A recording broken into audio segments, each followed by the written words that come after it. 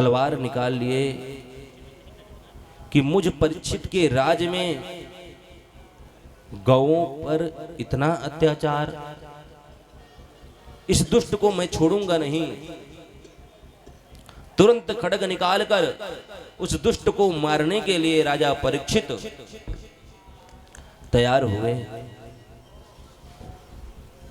क्रोध के आवेश में जैसे खड्ग निकाला वैसे ही कलयुग दीनहीन बनकर चरणों में गिर पड़ा। परीक्षित कहते हैं, मादरोदिरंब भद्रम ते खलानाम महिषास्तरी। हे दुष्ट, मैं तुझे आज छोड़ूंगा नहीं। तू मेरे राज में गौओं पर हत्या कर रहा है। अरे जिन गौओं की सेवा करते करते भगवान का नाम गोपाल हो गया, आज उन प्रभु के जाने के बाद गांवों पर इतना अत्याचार, मैं छोड़ने वाला नहीं हूं।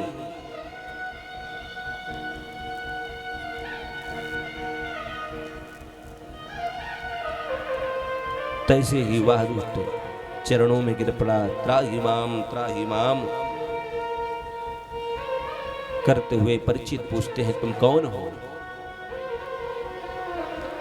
तब परीक्षित को कहते हैं कि प्रभु मैं कलयुग हूं।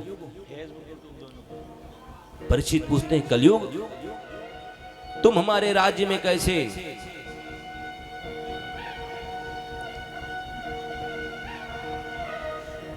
तब वो कहते हैं, प्रभु चारों साम्राज्य में आपका ही तो राज है, मैं कहां जाऊं?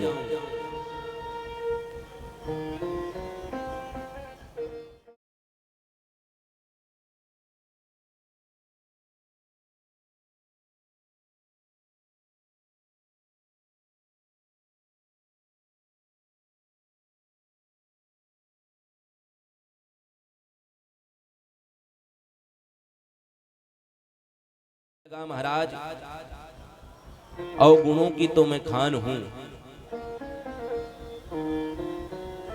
लेकिन गुण हमारे पास एक है। क्या है?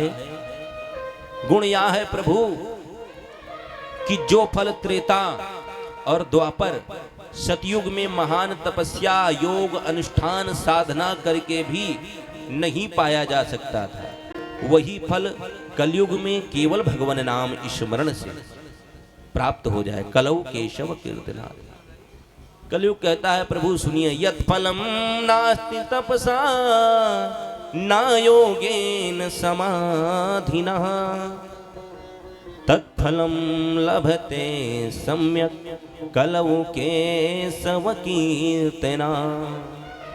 कलौ केशव कीर्तनात्।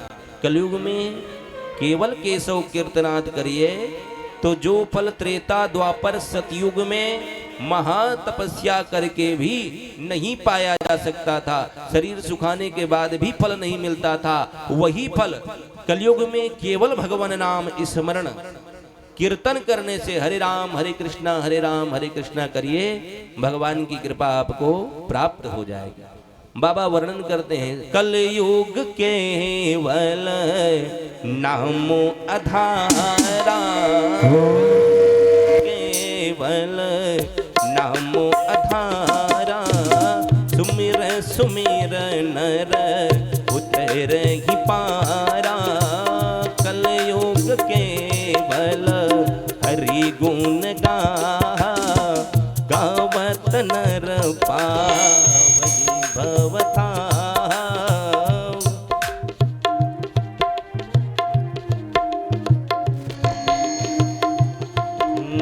कलयुग केवल नाम आधारा गावत नर पावहि भवता। कलयुग केवल नाम आधारा गावत नर पावहि भवता। तो कलयुग में केवल भगवान नाम स्मरण करने से जीव को पाप ताप संताप समाप्त होकर जीव को भगवत कृपा प्राप्त हो जाती है।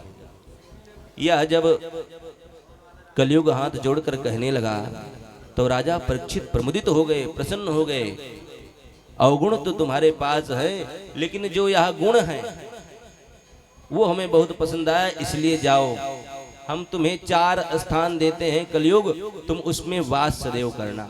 तब 4 स्थान दे दिया। द्यूतम पानम स्त्रिया सोना यत्र धर्मा चतुर्विदा। सुनो, जहां पर जुआ खेला जाए वहां पर तुम वास करना, जहां मदिरा का पान हो वहां तुम वास करना, जहां जीव जंतुओं की हिंसा हो वहां तुम वास करना, जहां लंपट पुरुष रहते हो वहां तुम वास करना। 4 जगह दे दिया। फिर कलयुग हाथ जोड़कर फिर कहने लगा, प्रभु आप जैसे हमें देखे उसी तरह स्थान दे दिए। अरे एक बढ़िया गुण हमारे अंदर आपको लगा है, कलौ केशव कीर्तनाथ, जो त्रेता द्वापर सतयुग में तपस्या करने के बाद प्राप्त नहीं होता था वही कलयुग में प्राप्त हो जाता है। तो प्रभु एक अच्छा स्थान दे दिए। पुनश्चयाच मानाय जात रूप अदात। प्रभु जब फिर मांगा तब परीक्षित कहते हैं, अच्छा एक स्थान तुम हमसे मांग लो, हम तुम्हें स्व इच्छा अनुसार दे देंगे। तब कलयुग कहने लगा, महाराज हमारे अंदर बढ़िया एक गुण है, तो हमें एक बढ़िया स्थान चाहिए, हमें सोने में वास चाहिए। किसमें वास? सोने में वास चाहिए। परीक्षित प्रसन्न थे, कहे तथास्तु जाओ, आज से तुम सोने में वास करना। अब सोने में कलयुग का वास है तो सोना धारण नहीं करना चाहिए। तो संतों ने निष्कर्ष दिया कि सोने में वास तो कलयुग का है, लेकिन जो धन अधर्म से कमाया जाए उसमें है। जो धन सत्यता परिश्रम से कमाया जाए उस धन में भगवान का वासु है। धातु नाम अश्विन कांचन। पता कैसे लगेगा? तो संतों ने कहा कि सोना कैसा भी हो, पहले आप सोना लाइए और भगवान को अर्पित कर दीजिए, तो जो सोने का जो दोष है वो दोष समाप्त हो जाएगा, फिर उसे धारण आप कर सकते हैं। जो भी आप लाइए भगवान को अर्पित करने के बाद ही धारण करिए। भोजन करना है तो पहले भगवान को नैवेद्य लगाइए, फिर भोजन पाइए। वस्त्र धारण करना है तो पहले भगवान को चढ़ाइए, उसके बाद वस्त्र धारण करिए। जो दो दोष है वो दोष समाप्त हो जाएगा। जो भी लाइए उसको भगवान को अर्पित करिए। अर्पित करके करेंगे तो वह फिर प्रसाद हो जाएगा। तुम ही निवेदित भोजन करही, तुम ही निवेदित भोजन करही, प्रभु प्रसाद पट भूषण धरही। तुम ही निवेदित भोजन करही, तुम ही निवेदित भोजन करही, प्रभु प्रसाद पट भूषण धरही, प्रभु प्रसाद पट भूषण धरही, प्रभु प्रसाद पट भूषण धरही। तो जो कुछ लाए हैं भगवान को अर्पित कर देना चाहिए। एक दिन महाराज परीक्षित स्वर्ण मुकुट धारण करके शिकार खेलने के लिए चल पड़े। दिग्भ्रमित हो गए। सायंकाल हो गया, सोचने लगे कहां जाऊं। तब तक समीक ऋषि की कुटिया नजर आ गई। कुटिया में गए राजा। समीक ऋषि समाधिस्थ थे, साधना कर रहे थे। उस समय राजा को लगा कि मुझे लगता है कि ये साधना झूठी है।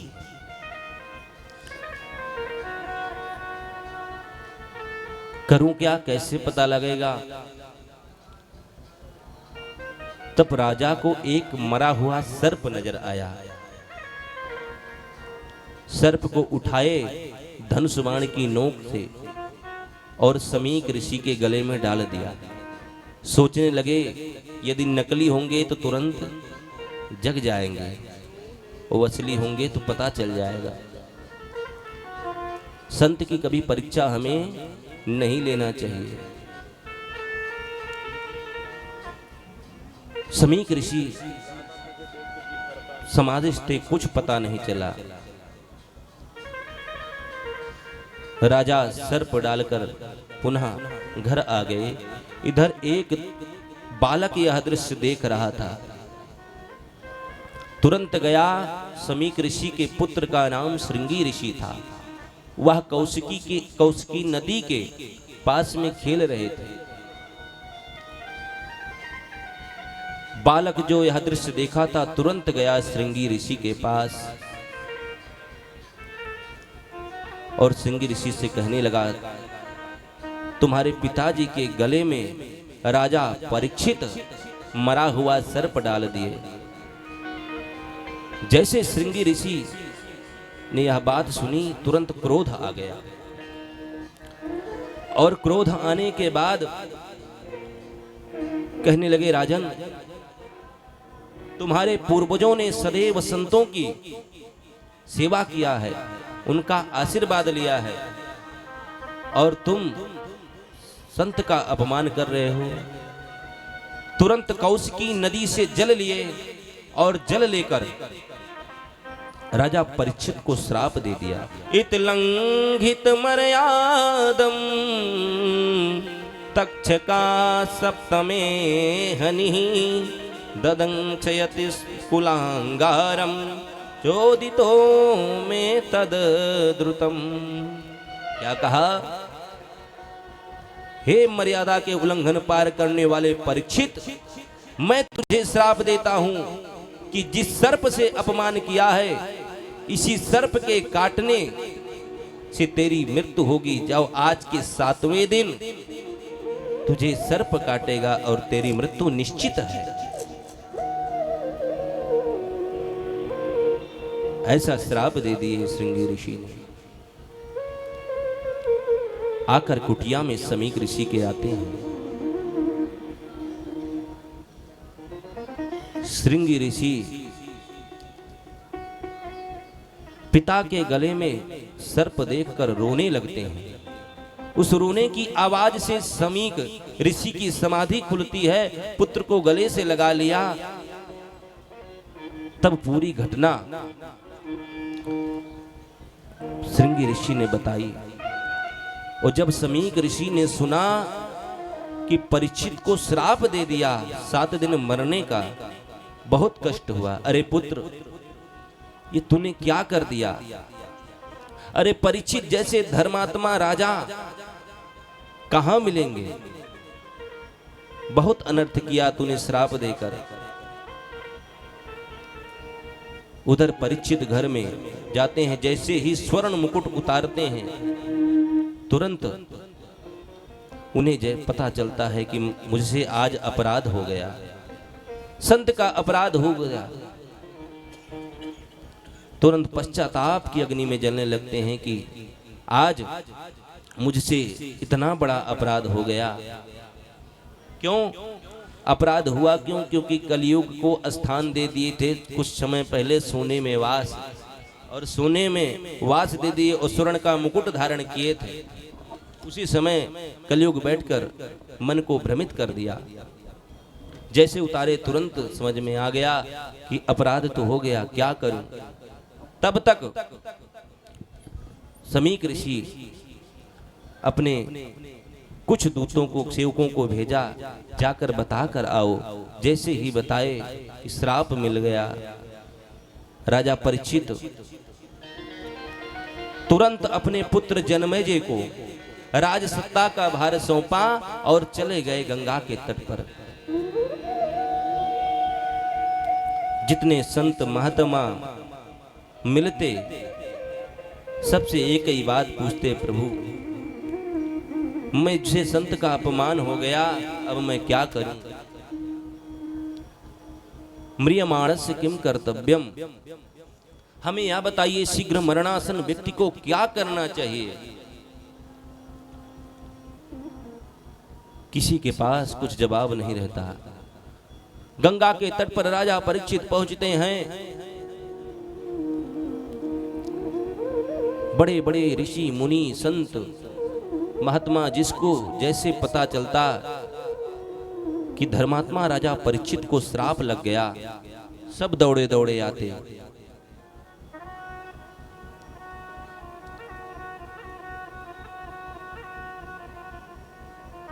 कुछ समय बाद सुखदेव महामुनि पधारते।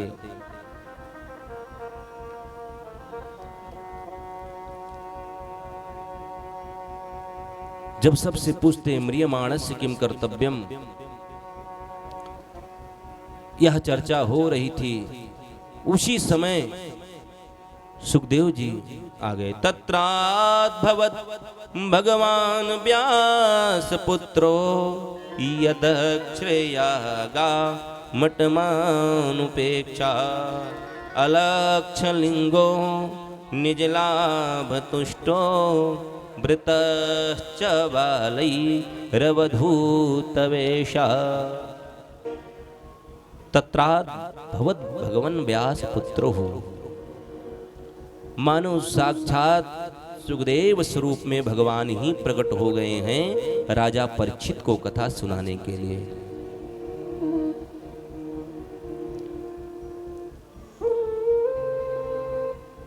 सुखदेव जी जिसको देखते सबको प्रणाम करते, क्योंकि उनकी नजर में एक ही संसार में जन्मा जीवात्मा परमात्मा स्वरूप ही वो देखते। क्यों? हर जीवात्मा उस भगवान का ही अंश है। ममैवांशो जीवलोके जीवभूता सनातनी। उनके मन में एक ही है, क्या? सिया राम मया सब जग जानी, सिया राम सब जग जानी, करहु प्रणाम जोर जोग पानी, करहु प्रणाम जोर जोग पानी।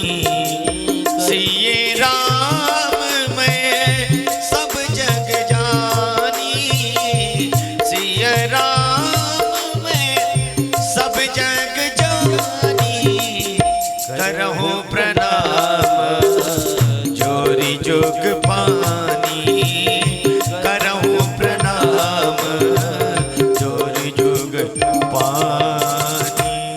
एक ही सत्ता की परमात्मा प्रत्येक जीवात्मा में है। गंगा के तट पर सुखदेव स्वामी पहुंचते हैं तो बड़े बड़े संत महात्मा ऋषि मुनि सब उठकर स्वागत करते हैं। परीक्षित खड़े होते हैं, सुंदर पाद प्रक्षालन किए, आसन दिए बैठने के लिए, और सबसे पहले पूछते हैं, प्रभु मैं जानता हूं कि आपके पास समय नहीं है, आप ऐसे विरक्त महात्मा हैं कि गोदोहन काल से ज्यादा कहीं ठहरते नहीं हैं। इसलिए हमारा एक प्रश्न है प्रभु, इस प्रश्न का आप जवाब दे दीजिए। क्या? म्रियमाणस्य किम कर्तव्यम, शीघ्र मरणासन व्यक्ति को क्या करना चाहिए? कौन सी साधना करे, कौन सा भजन करे, कौन सा जप करे, कौन सा तप करे, जिससे उसका मंगल हो जाए? सुखदेव स्वामी कहते हैं, राजन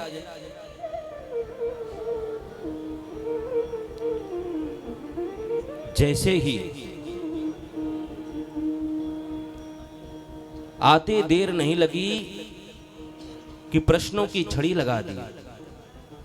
अरे कोई आए तो बैठाओ उसे, पाद प्रक्षालन करो, आसन दो। परीक्षित कहते हैं, महाराज हम जानते हैं कि आप दो गोहन काल से ज्यादा कहीं ठहरते नहीं हैं, इसलिए प्रश्न कर दिया कि मेरे प्रश्न का उत्तर देकर ही अब जाएंगे आप।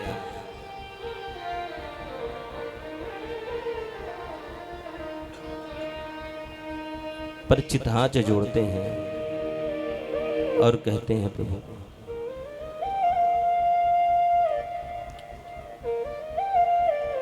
सुखदेव जी मुस्कुराते हैं, कहते हैं राजन सुनो। वरीयाने स्ते प्रश्न कृतो लोक धृतो निपः आत्मविसम्यतः पुंसाम श्रोतव्यादिसूया परः। कहा राजन अब तो हम तुम्हारे प्रश्न का उत्तर देके ही जाएंगे। क्यों?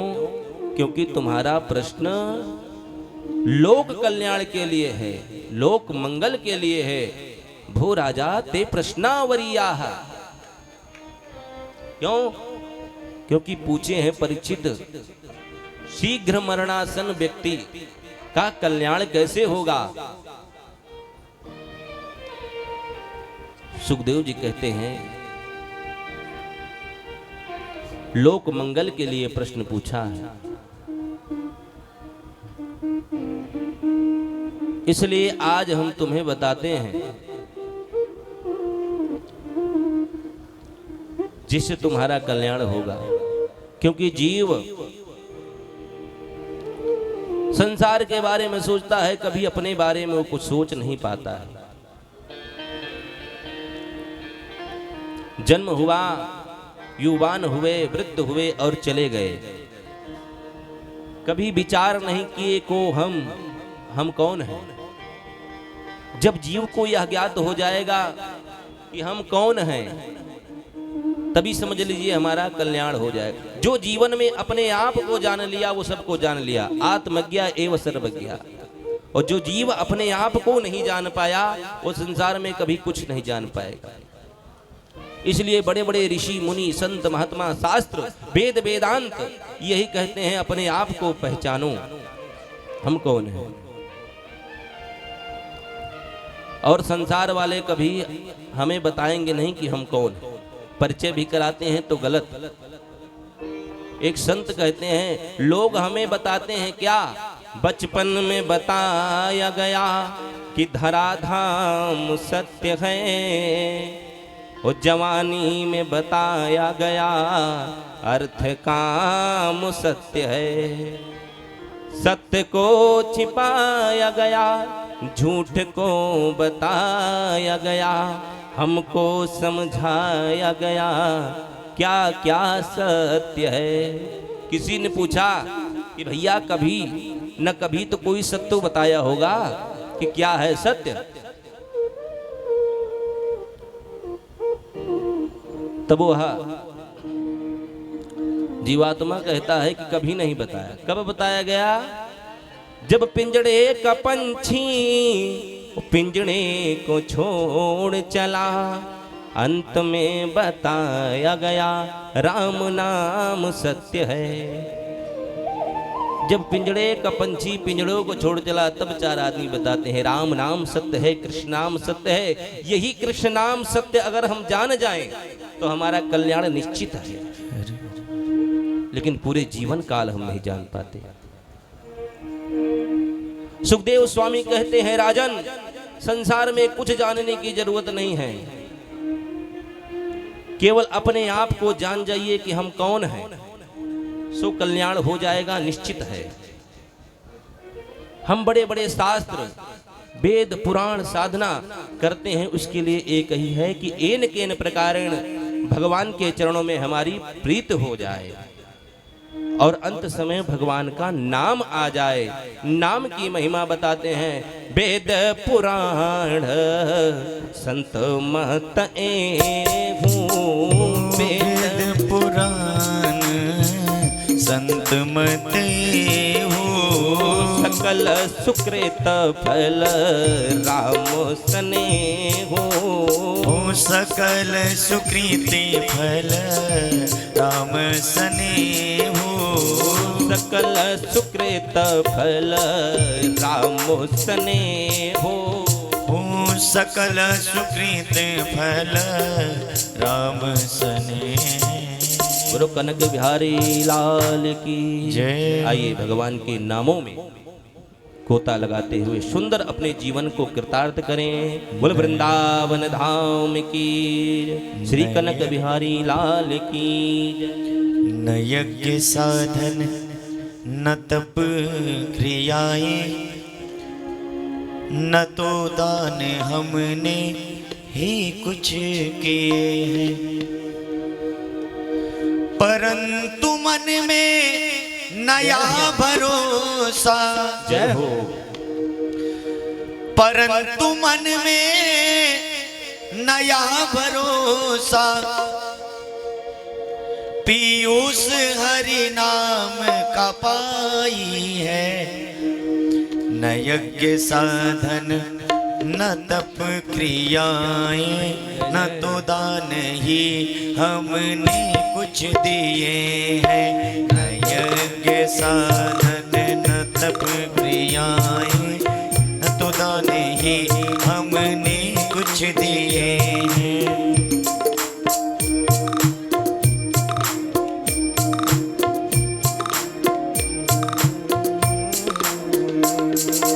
परंतु मन में नया भरोसा, परंतु मन में नया भरोसा, पीयूष हरि नाम का पाई है। यज्ञ साधन न तप क्रियाएं, न तो दान ही हमने कुछ दिए हैं। न यज्ञ साधन न तप क्रियाएं, न तो दान ही हमने कुछ दिए हैं।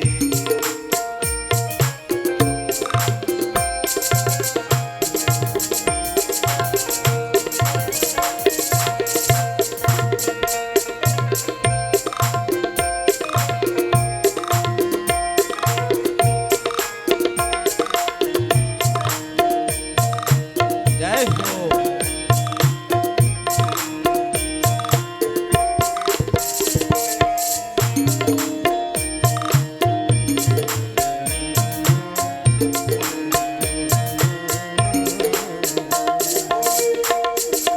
न वेद विधि का विधान है कुछ,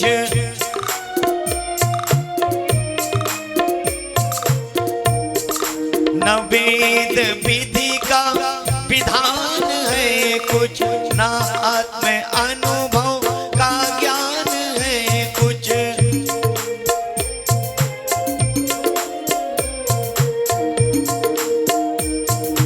न वेद विधि का विधान है कुछ, न आत्म अनुभव का ज्ञान है कुछ।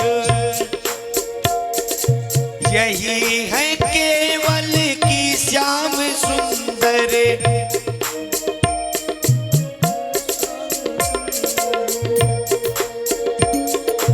यही है केवल की श्याम सुंदर, चरण तुम्हारे ही गह लिए हैं। तो दान ही न तो यज्ञ साधन न तप क्रियाएं, न तो दान ही हमने कुछ दिए हैं। न यज्ञ साधन न तप क्रियाएं, न तो दान ही हमने कुछ दिए हैं।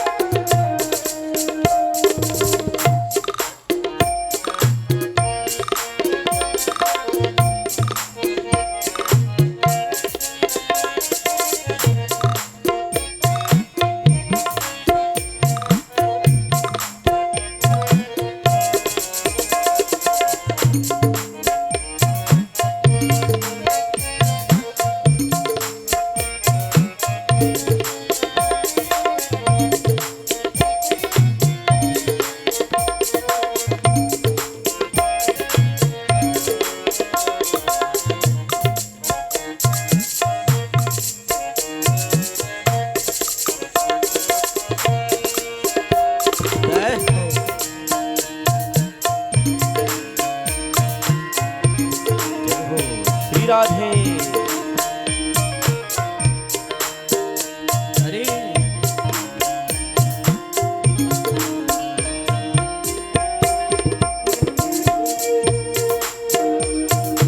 न बुद्धि विद्या ही काम आती,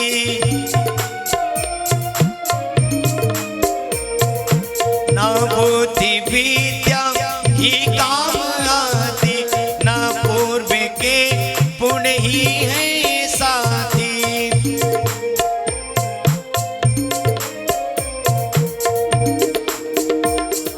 प्रभु कृपा दृष्टि है तुम्हारी, प्रभु कृपा दृष्टि है तुम्हारी, जिसके कृपा से हम जी रहे हैं। ना यज्ञ साधन ना तप क्रियाएं ना दान ही हमने कुछ दिए हैं। ना यज्ञ साधन ना तप क्रियाएं ना दान ही हमने कुछ किए हैं।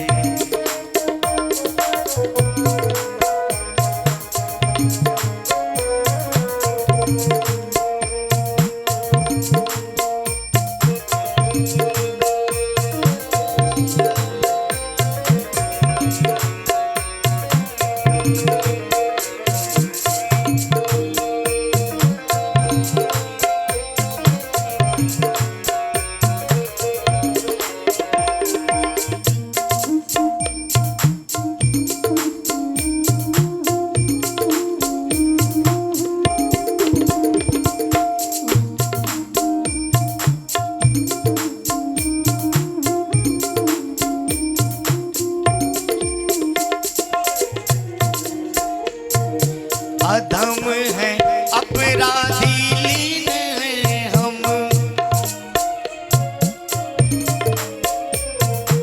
अधम है अपराधी लीन है हम, सभी तरह दीनहीन है हम।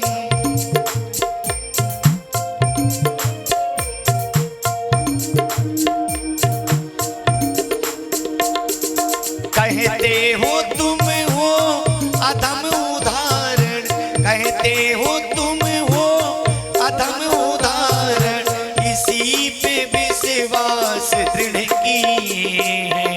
न यज्ञ साधन न तप क्रियाएं न तो दान ही हमने किए हैं।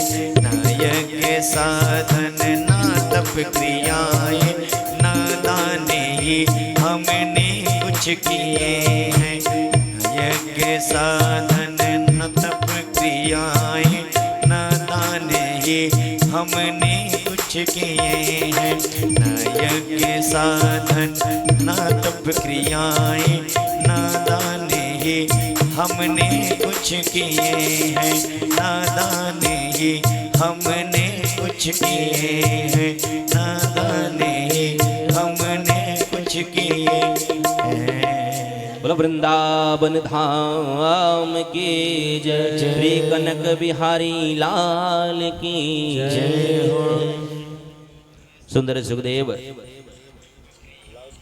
स्वामी परीक्षित को कहते हैं, सुनो राजन, तुमने जगत कल्याण के लिए, लोक मंगल के लिए प्रश्न पूछा है, इसलिए अब हम तुम्हारे प्रश्न का उत्तर देके ही यहां से जाएंगे। गंगा के तट पर ऋषि मुनि महात्मा सब सुखदेव की तरफ देख रहे हैं। परीक्षित घबराए हुए हैं कि प्रभु बहुत विस्तार में न बताना, क्योंकि 7 दिन ही है हमारे पास है। परीक्षित की मन की स्थिति सुखदेव जी समझते हैं और कहते हैं, चिंता न करो राजन, 7 दिन अभी बाकी है। राजन चिंता न करो, अभी 7 दिन हैं आपके पास। सूर्यवंश के एक राजा थे खटवांग, जिन्होंने एक क्षण में ही मृत्यु को मंगल में बना लिया था, और आपके पास तो 7 दिन है। सुनो, करना क्या है? सुखदेव जी कहते हैं, राजन सुनो, तस्माद भारत सर्वात्मा भगवानीश्वरो हरि श्रोतव्या कीर्तितव्यश्च स्मर्तव्य छेछता भयम। सुनो राजन, पहले भगवान की कथाओं को श्रवण करो खूब।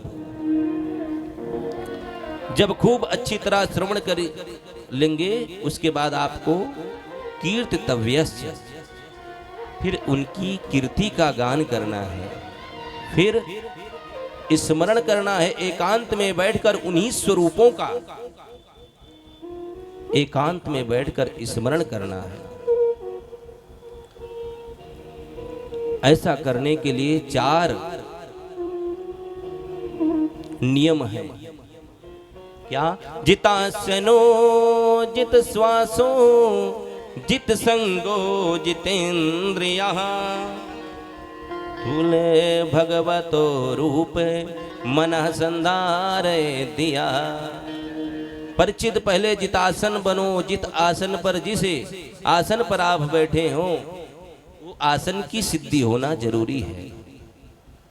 जित श्वास पर नियंत्रण रखो। यम नियम, आसन प्राणायाम के जो अष्टांग योग हैं उनको करो। फिर जित संगो, असंग छोड़कर जितेंद्रिय बनो। फिर भगवान के 2 स्वरूप, स्थूल सूक्ष्म स्वरूप हैं, उनका ध्यान करो। उनके ध्यान करने के बाद भगवान का जो स्थूल स्वरूप है वह स्थूल स्वरूप की व्याख्या सुखदेव गोस्वामी कहते हैं, जहां तक हमारी निगाह जाए जो कुछ हमको दिख रहा है वो सब प्रभु का विराट वपु ही है। उसके बाद दोनों स्वरूपों का ध्यान करते हुए सुखदेव स्वामी कहते हैं, सुनो राजन, विविध कामना के अनुसार भगवान की पूजा याचना करनी चाहिए। अकामो सर्व कामो वहाँ मोक्ष कामा उदारधी तीव्रेन भक्ति योगेन यजेता पुरुषं परम। जिनको जैसी कामना हो वैसी भगवान की उपासना करना चाहिए। सुखदेव स्वामी कहते हैं 2 मार्ग बताए, सद्यो मुक्ति और क्रम मुक्ति का, और बताते हैं, सुनो,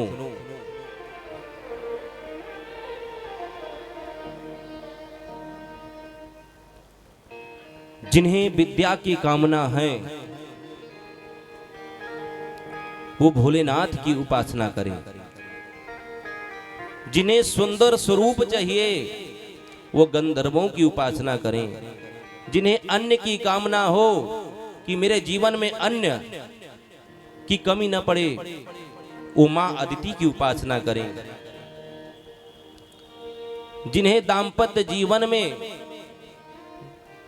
जिनके विघ्न कलह आ रहा है वो भगवान शंकर बाबा की पूजा करें।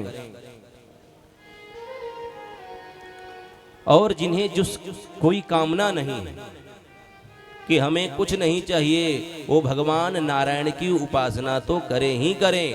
क्यों? क्योंकि संसार में जन्म ही हमारा उपासना के लिए होता है, लेकिन हम लोग वासना के चक्कर में पूरा जीवन व्यतीत कर डालते हैं। सुखदेव स्वामी कहते हैं, राजन, हमारा जन्म उस तत्व को जानने के लिए हुआ है जिस तत्व को जानने के बाद जन्म मरण का चक्कर छूट जाता है। वह तत्व क्या है? उसी तत्व को आप योगी के पास जाएंगे तो ब्रह्म बताएंगे, वही तत्व। जब ज्ञानी के पास किसी जाएंगे तो परमात्मा बताएंगे और वही तत्व। भक्तों के पास जाएंगे तो भगवान बताएंगे। तत्व एक ही है, एक ही तत्व की उपासना हम लोगों को करना है। सुखदेव जी स्वामी कहते हैं, राजन, वदन्ति तत्त्वविदस्तत्त्वं यज्ञानम् अद्वयम् ब्रह्मात्मेति परमात्मेति भगवानिति शब्दते। वही तत्व को योगी ब्रह्म कहता है, ज्ञानी परमात्मा कहता है और भक्त भगवान कहते हैं। राजन, उस तत्व को जानने के बाद विद्यते हृदय ग्रंथि होगा क्या? विद्यते हृदय ग्रंथि चित्यन्ते पाप कर्म भी। हमारे हृदय की जो अज्ञान की ग्रंथियां हैं वह सब खुल जाएंगी और हमें ब्रह्म का साक्षात्कार होने लगेगा। क्योंकि यह मानव तन बड़ा ही दुर्लभ है। बड़ी साधना जप तप करने के बाद यह तन हमें मिला है और मानव तन में ही भगवत भजन किया जा सकता है। अन्य योनि में यह सुलभ नहीं है। और यह तन पाए हैं तो हमें अपने लिए, अपने मंगल के लिए हमें जरूर उस तत्व परमात्मा भगवान नारायण की उपासना करनी ही चाहिए। हम और आप लोगों का तो परम सौभाग्य है कि मां गंगा की गोद में बैठकर भगवान नाम का स्मरण, श्रीमद् भागवत महापुराण की कथा। देखिए, श्रीमद् भागवत महापुराण जैसा कोई पुराण नहीं है। भागवत पुराण में गोपी गीत जैसी कोई गीत नहीं है। वेद स्तुति जैसी कोई स्तुति नहीं है। भागवत के दशम स्कंद जैसा कोई स्कंद नहीं है। और भागवत जी में बराह पीडम नट वर वपुः जैसा कोई भगवान के स्वरूपों का वर्णन नहीं है ऐसे श्लोक में। तो भागवत हमें मरना सिखाती है कि हमारा मृत्यु मंगलमय कैसे होगा, हम ज्यादा कष्ट पाकर न जाएं यहां से, कैसे मंगलमय मृत्यु होगा, यह हमें भागवत सिखाती है। यहां पर बोला हुआ एक बार आप राधे शब्द का उच्चारण करेंगे तो 1000 गुना फल इस तीर्थ क्षेत्र का है। तो सुखदेव स्वामी कहते हैं, राजन, किसी भी स्वरूपों में उस तत्व की उपासना हमें करना चाहिए। उस तत्व की उपासना के बाद जो अज्ञान की ग्रंथियां हैं वो खुल जाएंगी और जीव को अपने स्वरूप का बोध हो जाएगा। और जीव को जो स्वरूप का बोध हो जाएगा तब उसे ज्ञान हो जाएगा। क्योंकि जो अपने आप को जाना वो सबको जान लिया। एन केन प्रकारेण भगवान के श्री चरणों में हमारा मन लग जाए, कैसे भी करके भगवान नाम का हमें जप स्मरण करना है। मन नहीं लग रहा है फिर भी करिए, भाव से, कुभाव से, आलस से, कैसे भी करके।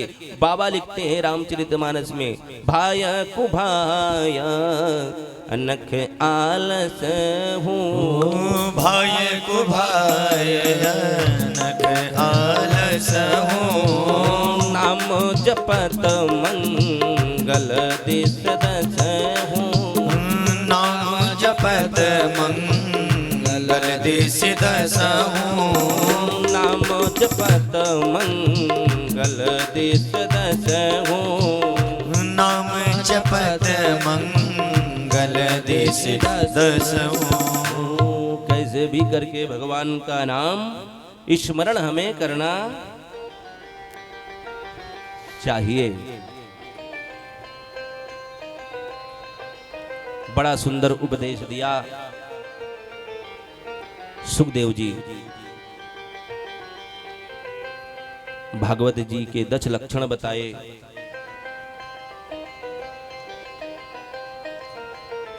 अब सुंदर परीक्षित ने कहा, महाराज ये आसन ध्यान साधना जो आप बता रहे हैं वह सब हम करेंगे, लेकिन हमारे पास जो 7 दिन हैं आप ऐसा कुछ करिए कि 7 दिन में हमारा मोक्ष हो जाए, मंगल हो जाए। तब सुखदेव स्वामी कहते हैं, राजन जितनी कथा मैं सुनाऊं श्रवण करते जाइए, मृत्यु तो मंगलमय होना सुनिश्चित है। तब परीक्षित कहते हैं, महाराज अब हमें विदुर चरित्र सुनाइए। तब द्वितीय स्कंध को गोविंद के इसी चरणों में अर्पित करते हुए सुखदेव स्वामी तृतीय स्कंद में प्रवेश करते हैं। यदा तु राजन स्वसुतान साधुन पुष्णन्य धर्मे णविनाश्य दृष्टि भ्रातुर्यवेष्ट यसुतान् विबन्धुन् प्रवेक्षलाक्षा भवने ददाह।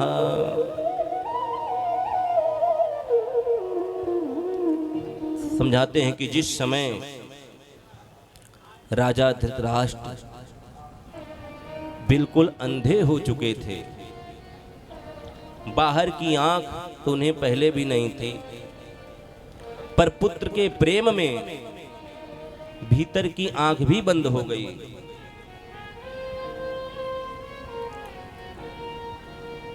जब उन्हें धर्म अधर्म न समझ में आने लगा,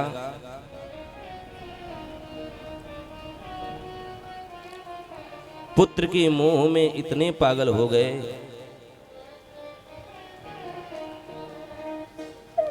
कि एक दिन तो दुर्योधन विदुर जी को बहुत कुछ कहा, भरा बुला, लेकिन धृतराष्ट्र बैठे थे, कुछ न बोल पाए। तब विदुर जी समझ गए, अब मुझे लगता है कि इन्हें मेरे परामर्श की जरूरत नहीं है। तुरंत विदुर जी वहां से चल पड़े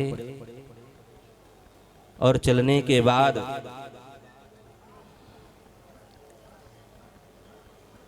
वहां पर चले और धृतराष्ट्र जब कुछ नहीं बोल सके, विदुर को लगा कि परामर्श की आवश्यकता नहीं है अब इन्हें।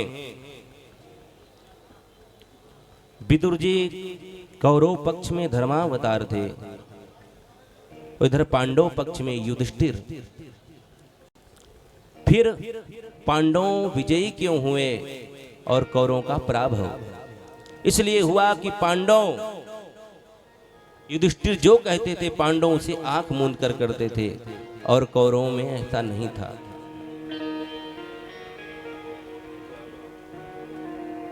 आज कौरवों का समस्त पुण्य ही उन्हें छोड़कर जा रहा है विदुर जी के स्वरूप में। और जब तक निशाचरों में, राक्षसों में विभीषण जी रहे, तब तक राक्षसों का हित रहा। और जैसे ही विभीषण गए, राक्षसों का प्रत्याज्ञा गोस्वामी जी संकेत कर दिए। क्या? अस कहीं चला विभीषण जबहि, अस कहीं चला विभीषण जबहि।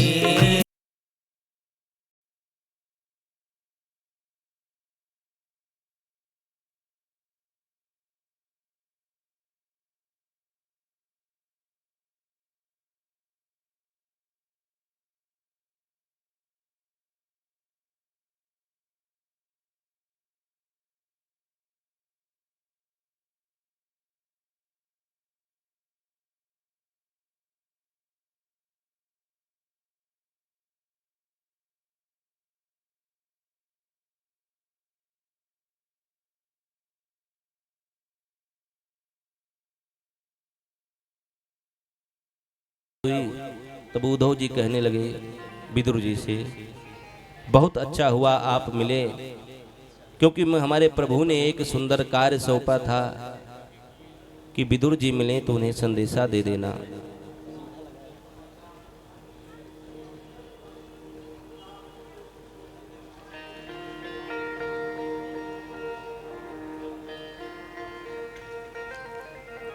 तब विदुर जी कहते हैं मैं आपके सामने कुछ प्रश्न रखना चाहता हूं।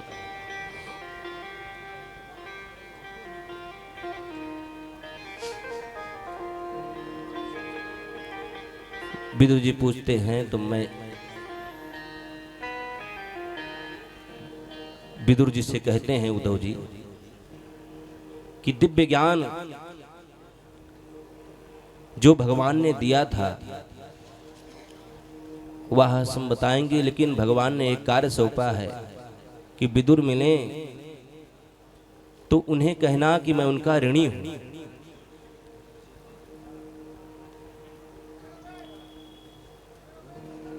और मैत्रेय मुनि से भेंट कर लेंगे। तब भगवान जाते हैं, तब विदुर जी जाते हैं, मैत्रेय मुनि से भेंट करते हैं। तब प्रश्न करते हैं प्रभु यह बताइए, मेरा एक प्रश्न है। सुखाय कर्माणि करोति लोके नातै सुखम वान्य दुपारमं वा बिंदेत भूयस्ततैव दुःखं यदत्र युक्तं भगवान वदेन्नः।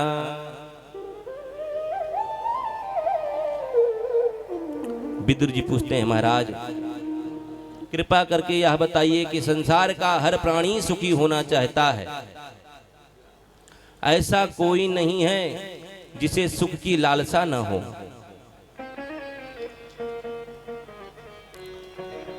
परंतु कोई सुख नहीं पा पाता।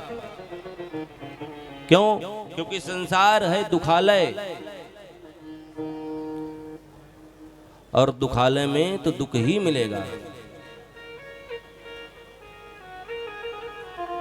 मैत्रेय मुनि कहते हैं विदुर जी सुनो, संसार में बहुत प्रकार के दुख हैं और इन दुखों से व्यक्ति तब तक नहीं निकल सकता जब तक परमात्मा के इसी चरणों में जुड़ेगा नहीं।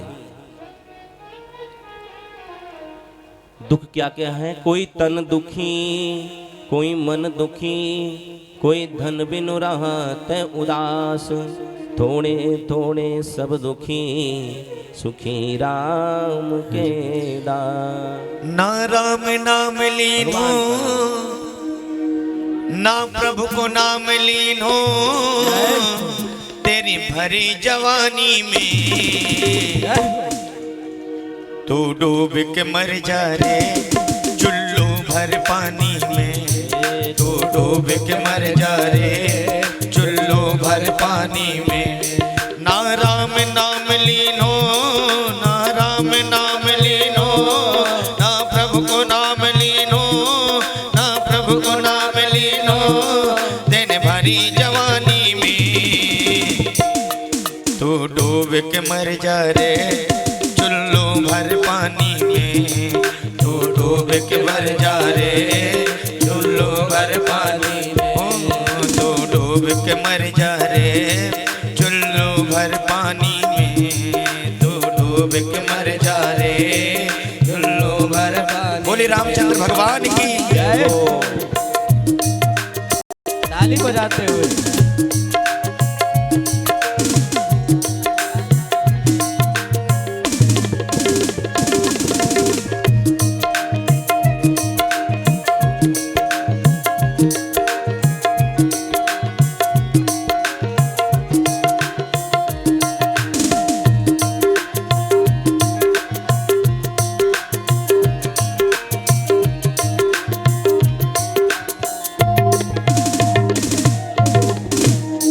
क्या लायो माटी में, क्या लायो माटी में, मिल जाएगो माटी में, मिल जाएगो माटी में। एक दिन काया तेरी मिल जाएगी काठी में। एक दिन काया तेरी मिल जाएगी काठी में। पानी को बबूला है, पानी को बबूला है, पानी को बबूला है, पानी को बबूला है, मिल जाएगो पानी में। तू डूब के मर जा रे चुल्लू भर पानी में तू डूब के मर जा रे चुल्लू भर पानी में। ना राम नाम लीनो ना प्रभु को नाम लीनो धन भरी जवानी में तू डूब के मर जा रे चुल्लू भर पानी में तू डूब के मर जा रे चुल्लू भर पानी में।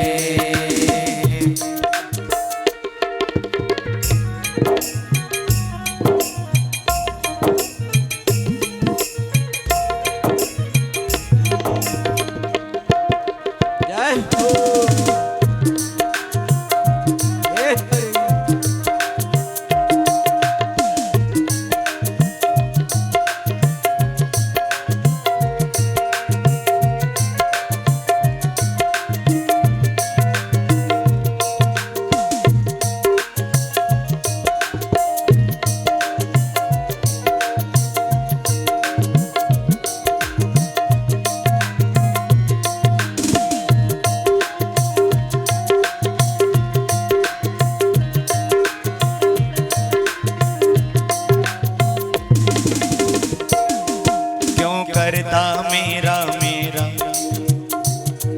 क्यों करता मेरा मेरा यहाँ कुछ भी नहीं है तेरा क्यों करता मेरा मेरा यहाँ कुछ भी नहीं है तेरा। एक दिन होगा भैया तेरा मरघट में डेरा क्यों होगा भैया तेरा मरघट में डेरा। कुछ कमाई के ले जा रे कुछ कमाई के ले जा रे कुछ कमाई के ले जा रे ऐसी जिंदगानी में तू डूब के मर जा रे चुल्लू भर पानी में तू डूब के मर जा रे। सभी लोग गाइए ओ तू डूब के मर जा रे चुल्लू भर पानी में तू डूब के मर जा रे पानी में।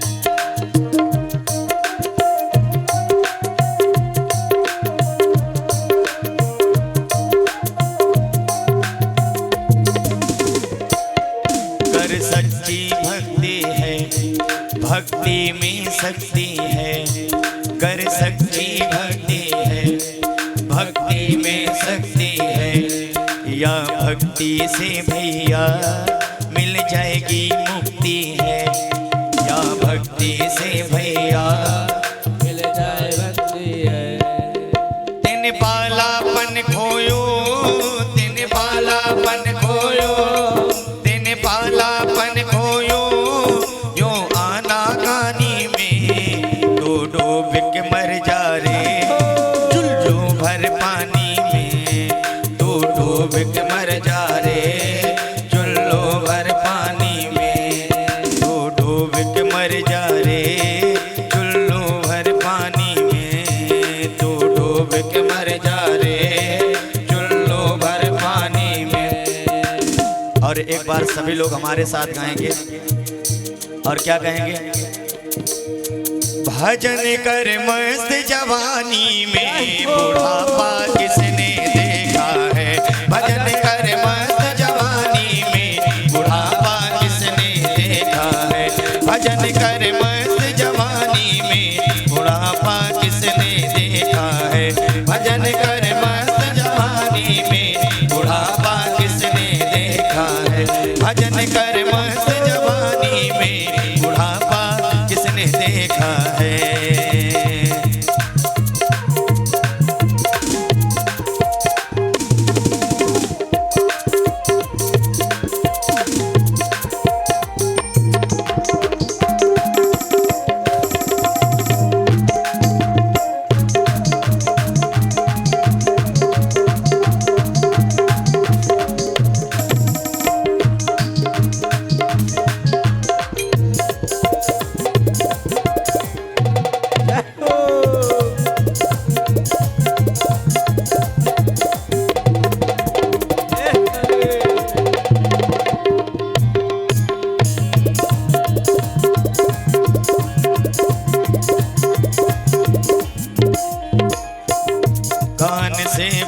बहरे हो जाओगे, कान से बहरे हो जाओगे, कान से बहरे हो जाओगे, कान से बहरे हो जाओगे। भजन तुम सुन नहीं पाओगे, भजन तुम सुन नहीं पाओगे।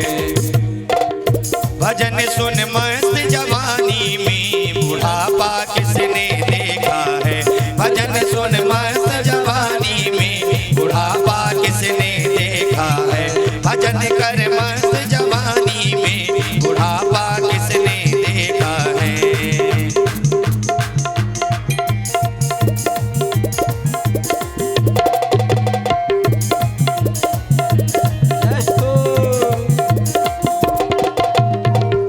ताली बजाते हुए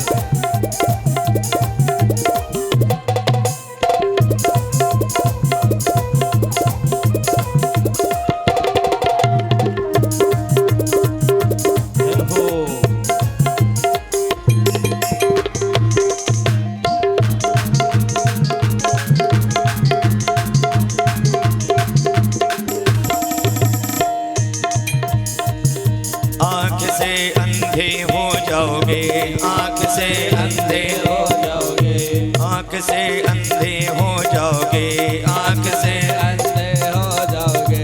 भजन तुम कर नहीं पाओगे, भजन तुम कर नहीं पाओगे।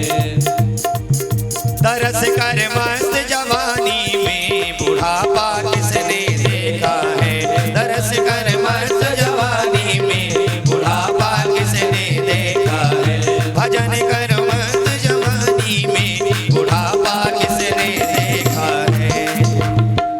अब एक बार सभी लोग ताली बजाए हाथ बाहर निकाल लीजिए और हमारे साथ कहेंगे, जय राधे राधे गोविंद गोविंद राधे, जय राधे राधे गोविंद गोविंद, जय राधे राधे राधे राधे राधे गोविंद राधे, जय राधे राधे गोविंद गोविंद राधे, राधे राधे गोविंद गोविंद राधे, जय राधे राधे गोविंद राधे, जय राधे राधे गोविंद गोविंद राधे, जय राधे राधे गोविंद गोविंद राधे, राधे राधे राधे गोविंद राधे। भजन सुन मस्त जवानी में बुढ़ापा किसने देखा है, भजन सुन मस्त जवानी में बुढ़ापा किसने देखा है, भजन कर मस्त जवानी में बुढ़ापा बुढ़ापा किसने देखा है। बोली श्री बांके बिहारी लाल की, बोली प्रयागराज धाम की, बोली गंगा मैया की। जय हो। सुंदर मैत्रेय मुनि जी विदुर जी से कहते हैं कि विदुर जी यह संसार दुखालय है और दुखालय में दुख ही मिलेगा। बिना सच्चिदानंद भगवान के श्री चरणों में जुड़े हुए जीव को सुख की प्राप्ति नहीं हो सकती। सुंदर दीप उपदेश दिया मैत्रेय मुनि विदुर जी को और विदुर जी से कहते हैं कि जब तक सच्चिदानंद भगवान से हम जुड़ेंगे नहीं, हमारे जीवन में सुख शांति नहीं आ सकती। तब विदुर जी कहते हैं, हमें यह बात बताइए कि सृष्टि कैसे हुई, यह संसार कैसे बना, संसार में सबसे पहले कौन आया। विदुर जी मैत्रेय मुनि से पूछते हैं। मैत्रेय मुनि कहते हैं, विदुर जी सुनो, संसार कैसे बना, सृष्टि कैसे हुई। तो भगवान ब्रह्मा जी नारायण के आदेश से ब्रह्मा बाबा सृष्टि किए और सृष्टि में सर्वप्रथम 4 ऋषि उत्पन्न हुए, सनक, सनंदन, सनातन और सनत कुमार। चारों ऋषियों के द्वारा भगवान ब्रह्मा सृष्टि का विस्तार करना चाहते थे। चारों को आदेश दिया कि भैया अब आप सृष्टि करो। तब इन्होंने बाबा की आज्ञा नहीं मानी कि हमें सृष्टि नहीं करना है, हमें केवल भगवत भजन करना है। ब्रह्मा बाबा को क्रोध आ गया, तुम हमारे पुत्र होकर हमारी आज्ञा नहीं मान रहे हो। तब उनके क्रोध से भ्रुकुटी के मध्य से भगवान शंकर बाबा का प्रकट हुआ। बोलो शंकर भगवान की जय, नीलकंठ महादेव की जय। ब्रह्मा बाबा कहते हैं, शंकर भगवान को आदेश दिया, अब तुम सृष्टि करो। शंकर बाबा कहते हैं कि जो आदेश। तो शंकर भगवान के द्वारा सृष्टि हुई। भूत प्रेत डाकनी साकनी यक्ष गंधर्व राक्षस सब उत्पन्न कर डाले। ब्रह्मा बाबा जब देखे निगाह से घबरा गए, हाथ जोड़े कि प्रभु अब जाकर आप कैलाश में भजन करिए। इतनी विकराल विराट हमें सृष्टि नहीं चाहिए, हमें तो मनुष्यों की सृष्टि चाहिए। ब्रह्मा बाबा चिंतित हुए, संकल्प लिए। तो पहले संकल्प से सृष्टि हो जाती थी, मंत्रों में इतनी साधना शक्ति थी। तो ब्रह्मा बाबा संकल्प लिए, तो इस बार 10 ऋषियों को उत्पन्न किए, मारीची अत्रि पुलस्त भृगु भिगु, और 10वें नंबर के नारद जी।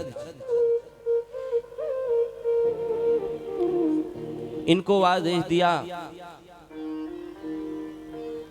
इनसे भी सृष्टि नहीं हुई। तब ब्रह्मा बाबा मनु और शत्रुपा को उत्पन्न किए और इनको आदेश दिया कि अब तुम दोनों मिलकर मैथुन सृष्टि का शुभारंभ करो। तो मनु और शत्रुपा के द्वारा सृष्टि का विस्तार हुआ। हम और आप लोग किसके वंशज हैं? मनु और शत्रुपा के। बाबा गोस्वामी वर्णन करते हैं, स्वयं भूमन अर शत्रुपा, स्वयं भूमनु अरु शत्रुपा, जिनते भयनर सृष्टि अनुपा। स्वयं भूमनु अरु शत्रुपा, स्वयं भूमनु अरु शत्रुपा, जिनते भयनर सृष्टि अनुपा, जिनते भयनर सृष्टि अनुपा। तो मनु और शत्रुपा के द्वारा सृष्टि का विस्तार हुआ। मनु शत्रुपा से ही मानवीय सृष्टि का विस्तार हुआ। मानव मात्र मनु और शत्रुपा का वंशज है।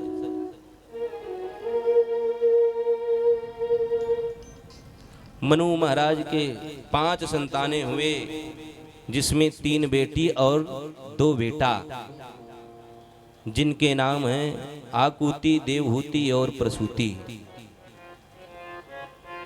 दोनों बेटों का नाम है प्रियव्रत और उत्तानपाद। एक दिन मनु महाराज ब्रह्मा जी से प्रार्थना करते हैं, महाराज मैं सृष्टि का विस्तार करना चाहता हूं। ब्रह्मा बाबा कहते हैं, सृष्टि का विस्तार करने के लिए ही तो मैं तुम्हें प्रकट किया हूं, उत्पन्न किया हूं, विस्तार करो।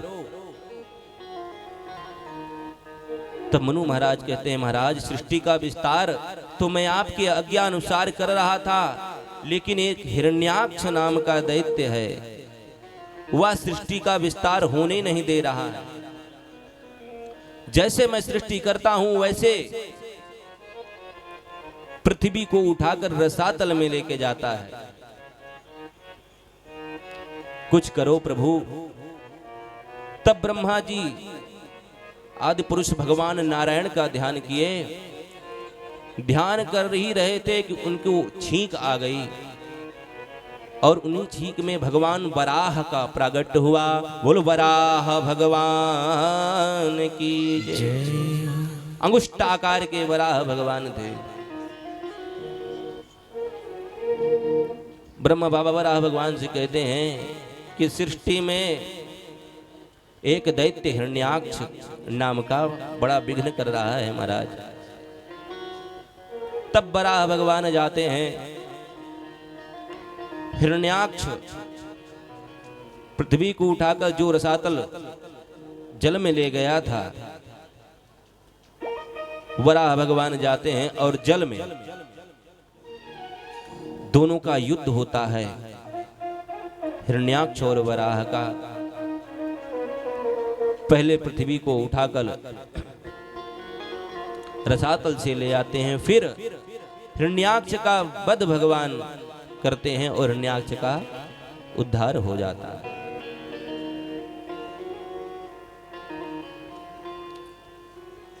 पुनः फिर सृष्टि का विस्तार होता है।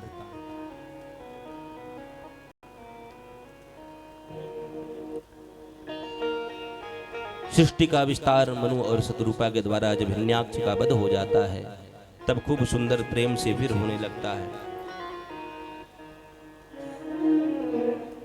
और जब भगवान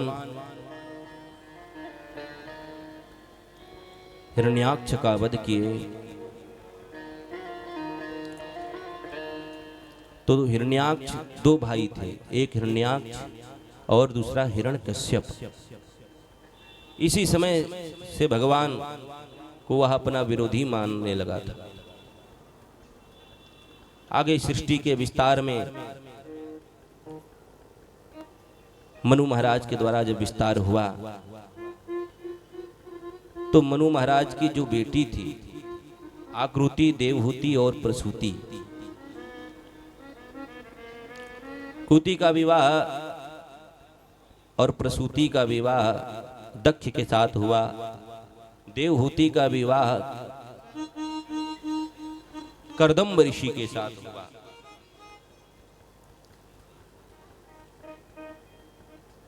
और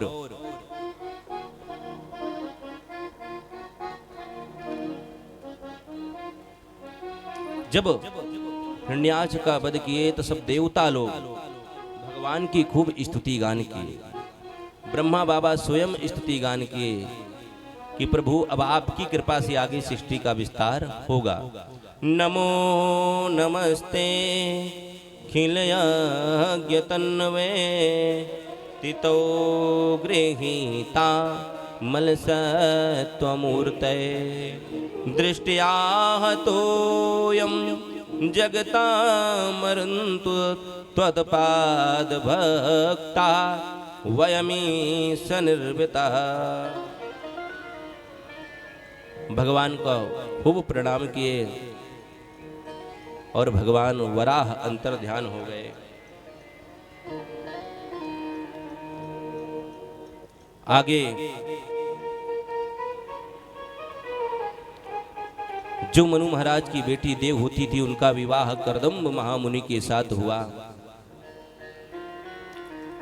कर्दम्ब महामुनि महा तेजस्वी थे, तपस्वी थे।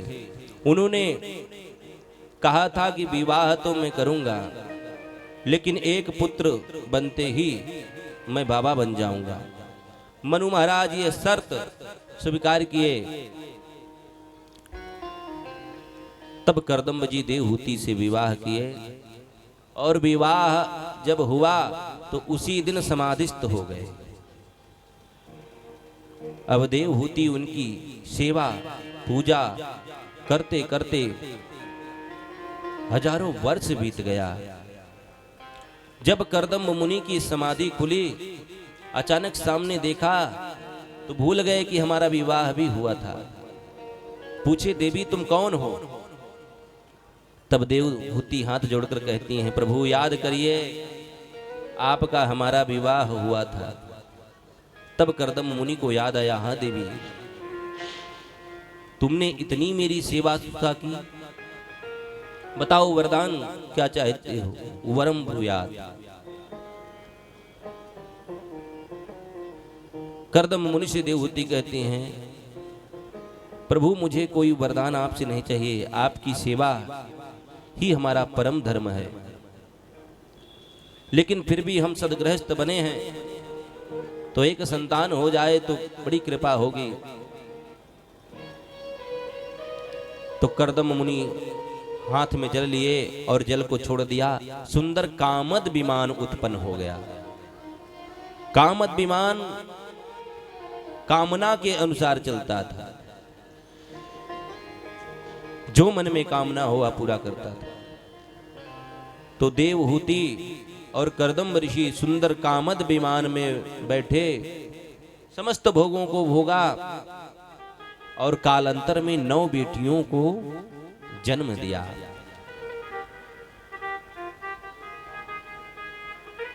नौ बेटी का जन्म हुआ। उसके बाद कर्दम मुनि ने कहा कि याद करो देवी, हमने शर्त रखी थी तुम्हारे पिता के सामने कि एक संतान हो जाएगी तो मैं बाबा बन जाऊंगा। एक की जगह 9 हो गए। अब तो मुझे बाबा बनना है। तुरंत कमंडल लिए और तपस्या करने के लिए जाने लगे। तुरंत देवहूति चरण पकड़ ली। महाराज, ये आप क्या कर रहे हैं? अरे 9 बेटियां हैं, इनका विवाह भी करना पड़ेगा। कोई बेटा होता तो उसके सहारे में जी लेती। तुरंत कर्दम ऋषि रुक गए।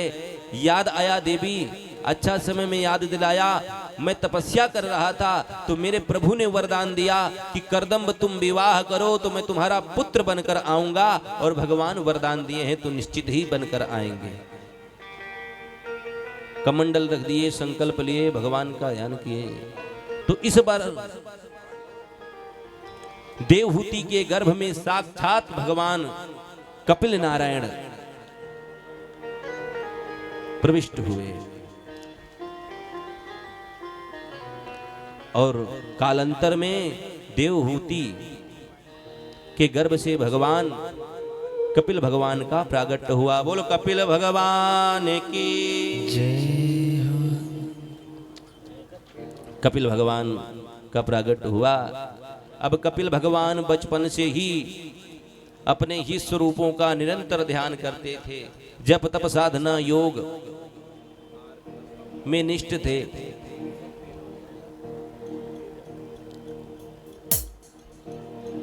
कर्दम मुनि बेटियों का विवाह कर दिए। बेटियां अपने अपने घर चली गई। इधर कपिल भगवान और माँ देवहूति,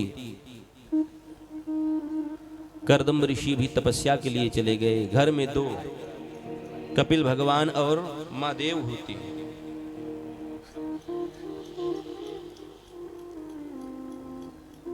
कपिल भगवान अपने स्वरूपों का ध्यान करते करते अब माँ देवहूति किससे बात करे। एक दिन चरणों में बैठी कि माँ बेटा, आज तुम्हें मैं अपना बेटा नहीं मान रही। समस्त संसार जगत के जगदीश्वर मानकर एक प्रश्न करती, क्या? निर्भिन्ना नितराम भूमन न सदंद्रिय तरसणात् एन संभाव्य मानेन प्रपन्नाधम तमा प्रभु। बेटा, आज मैं जगत का जगदीश्वर मानकर तुमसे प्रश्न कर रही हूं कि मैंने कामद विमान में खूब घूमा। संसार की एक स्त्री कोई कामना भी नहीं कर सकती। जितना भोगों को, जितना विषयों को मैंने भोगा, फिर भी आज अभी भी लगता है कुछ अपूर्ण रह गया है। अभी मन की कामना हमारी पूरी नहीं हुई। बेटा, मैं क्या करूं? तब कपिल भगवान कहते हैं, मां, संसार के सारे विषय अपूर्ण हैं। भोजन कर लिया तो भोजन करते समय पेट भर गया, थोड़ी देर बाद फिर भूख लगी। पूर्ण यदि है तो वह पूर्ण परमात्मा है, और जीव जब तक उस परमात्मा से जुड़ेगा नहीं तब तक परिपूर्ण हो ही नहीं सकता। पूर्णमदः पूर्णमिदं पूर्णात् पूर्णमुदच्यते पूर्णस्य पूर्णमादाय पूर्णमेवावशिष्यते। तो जब तक जीव उस परमात्मा से नहीं जुड़ेगा तब तक पूर्ण हो नहीं सकता।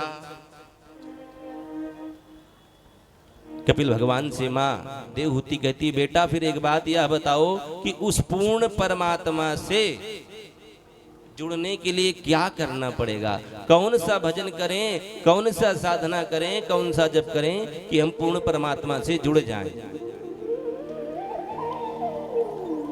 तब कपिल भगवान कहते हैं, माँ पूर्ण परमात्मा से जुड़ने के लिए संतों के पास आपको जाना पड़ेगा। देवहूति माँ कहती हैं, बेटा संत तो संसार में बहुत हैं, लेकिन पहचान क्या है, किस संत के पास जाऊं? कहीं किसी संत के पास चले गए, गलत मार्ग बता दिया तो? कपिल भगवान कहते हैं, माँ सुनो, संतों के लक्षण हैं, यदि यह लक्षण समझ में आए तो उसे संत समझना, बाकी कोई संत नहीं है। तो कपिल भगवान लक्षण गिनाते हैं संतों के। तितिक्षवः कारुणिकः सुहृदा सर्वदेहिनां अजात शत्रवः शान्ता साधवः साधभूषणः। तितिक्षु जो हो, जिज्ञासु, कारुणिकाः संसार में जितने भी जीवात्मा हैं उन सब में परमात्मा को समझे, और संत मिल जाए माँ तो मुझसे भी ज्यादा उन्हें सम्मान, उनकी सेवा करना, क्योंकि संतों को मैं बहुत मानता हूँ। सातवीं भक्ति है, बाबा गोस्वामी वर्णन करते हैं, सातों सम मोही मय जग देखा, सातों सम मोही मय जग देखा, मोते अधिक कर लेखा, कर लेखा। तो सातवीं भक्ति है हमारा। कारुणिकाः करुणा करने वाला, सुहृदा सर्वदेहिनाम जितने भी संसार में जीवात्मा हैं वो सब में ही मेरे स्वरूप का दर्शन करना। अजात शत्रुवः जिनके कोई शत्रु ना हो, साधवा साधभूषणा। माँ ये लक्षण घटित हो तो वही संत महात्मा है। और जो विपत्ति में सदैव खड़ा रहे, विपत धैर्य मथाभ्युदय क्षमा सदशिवा कपटुता युध विक्रमा, यशसि चा भेरोचेर व्यसनम सुतौ प्रकृत सिद्धमिदं हि महात्मनाम। जो विपत्ति में खड़ा रहे, गलतियां होने पर भी जीव को क्षमा करे, अविद्वेक क्षमा, यश को बढ़ाने वाला, व्यसन ना करने वाला, भगवत प्रेम करने वाला, ऐसा सब जब संत दिखाई दे तो उनको संत मानना, उन्हीं के श्री चरणों में बैठकर उनके द्वारा कहे हुए मार्ग पर चलना। क्योंकि माँ जो संत होगा वो संत क्या करेगा, सताम प्रसंगान मम वीर्य संविदो भवन्त हितकर्ण रसायना कथा। माँ जो संत होंगे वो मेरी कथाओं को, मेरे प्रसंगों को आपको सुनाएंगे और सुनने से कल्याण होगा। और मेरे संत को मैं बहुत मानता हूं। तब सुंदर कपिल भगवान सांख्य शास्त्र का उपदेश देते हैं 24 अध्यायों में। और सुंदर उपदेश देते हुए कपिल भगवान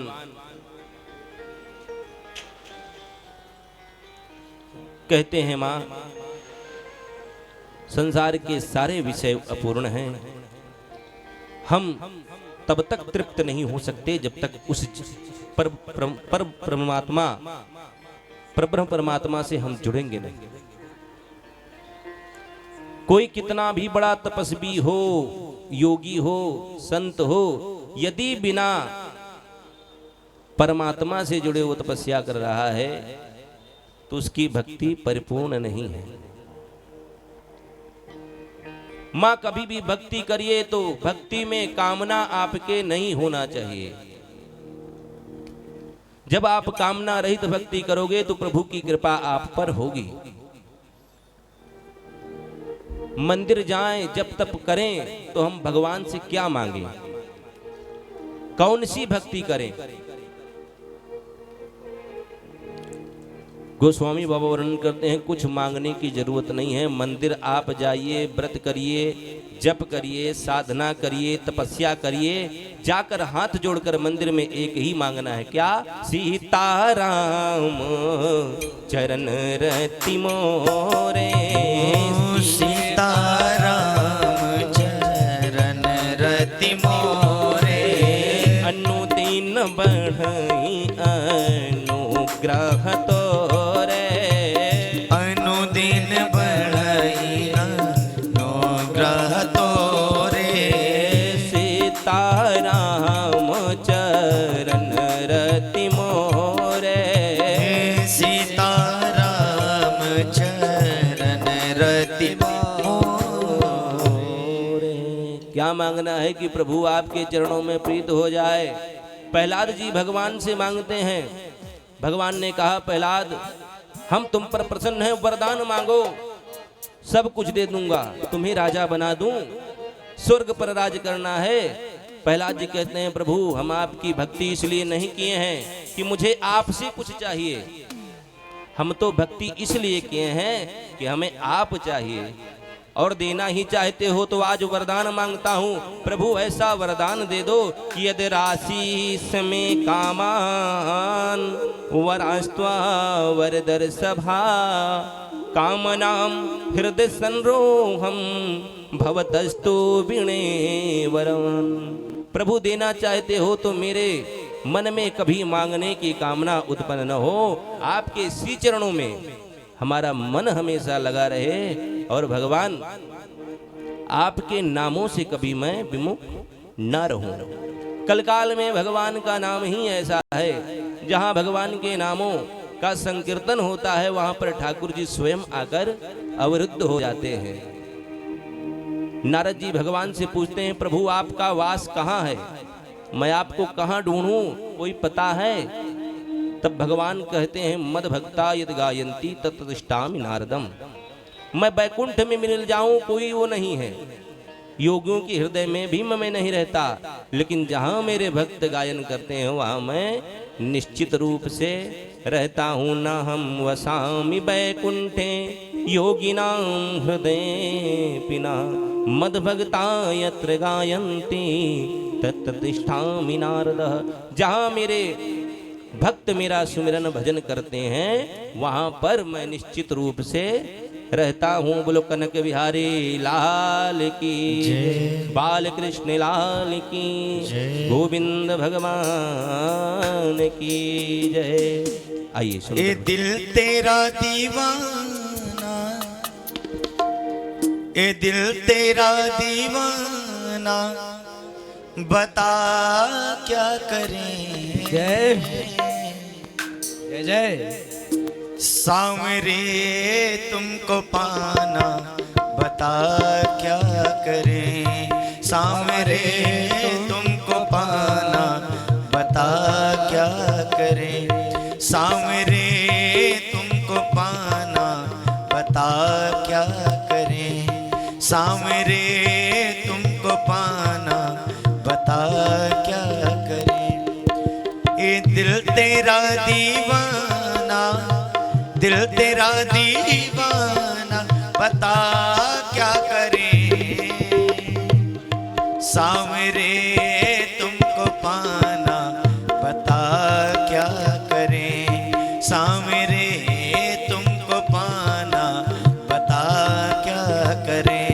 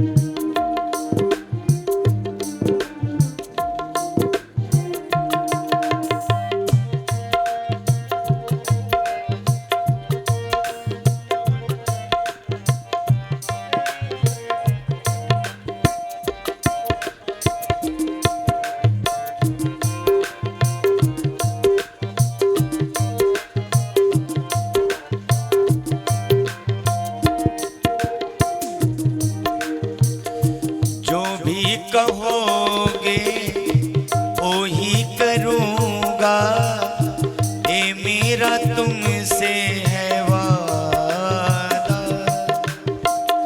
जो भी कहोगे वो ही करूँगा, ये मेरा तुमसे है वादा। अपना तुमको माना, बता क्या करें। और आप लोग भी साथ में गाइए। सांवरे तुमको पाना, बता क्या करें।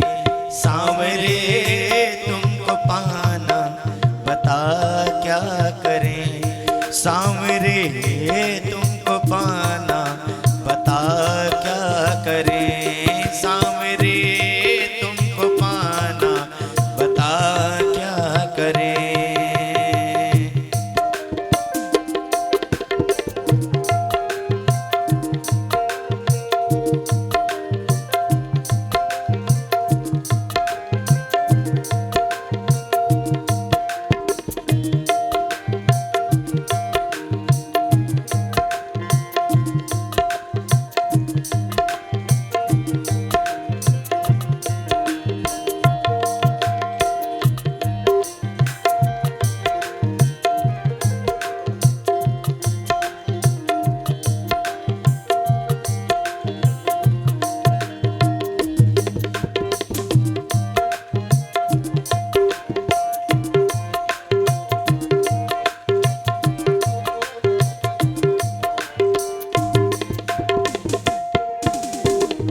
कहाँ तुम कन्हैया, कहाँ मैं कन्हैया, कोई भी मेल नहीं है।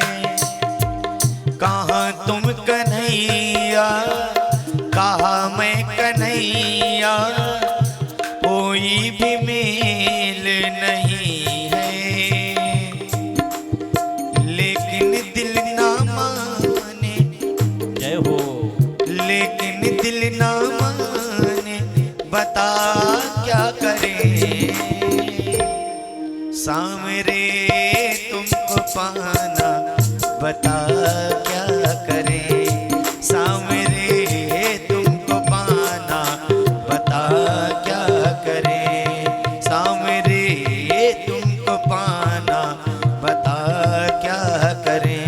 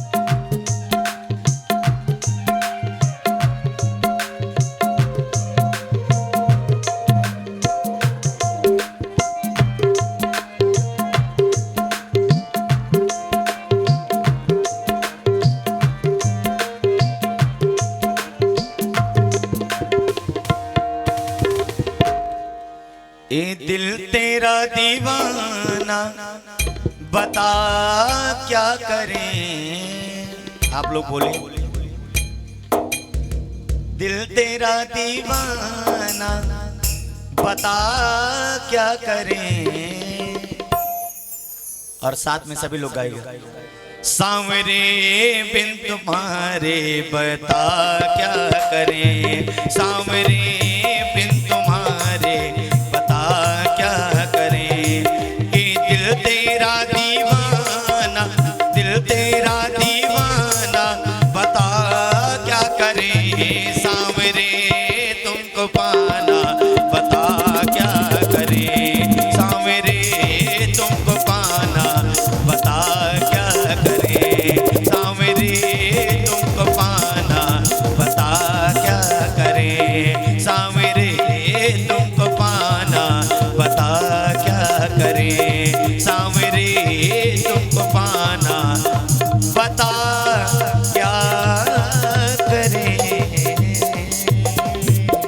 बोलो कपिल भगवान की जय, वृंदावन धाम की जय। सुंदर सांख्य शास्त्र का उपदेश कपिल भगवान माँ देवहूति को दिए। देवहूति माँ प्रेम में पुलकित हो गई और जल रूप में परिणित हो गई और माँ देवहूति को प्रणाम करके कपिल भगवान सागर जाते हैं। सागर में सागर खूब भगवान कपिल की स्वागत सत्कार करता है और कपिल भगवान गंगा सागर में ही आसन लगाकर बैठ जाते हैं, जिसे हम गंगा सागर कहते हैं। यहीं पर तृतीय स्कंध को भगवान श्री गोविंद के चरणों में अर्पित करते हुए आगे की कथा कल हम लोग श्रवण करेंगे। आज का समय करता है इंकार, भगवान को करो नमस्कार, भव से होगा बेड़ा पार। जय जय श्री राधे, जय जय श्री राधे, जय जय श्री राधे।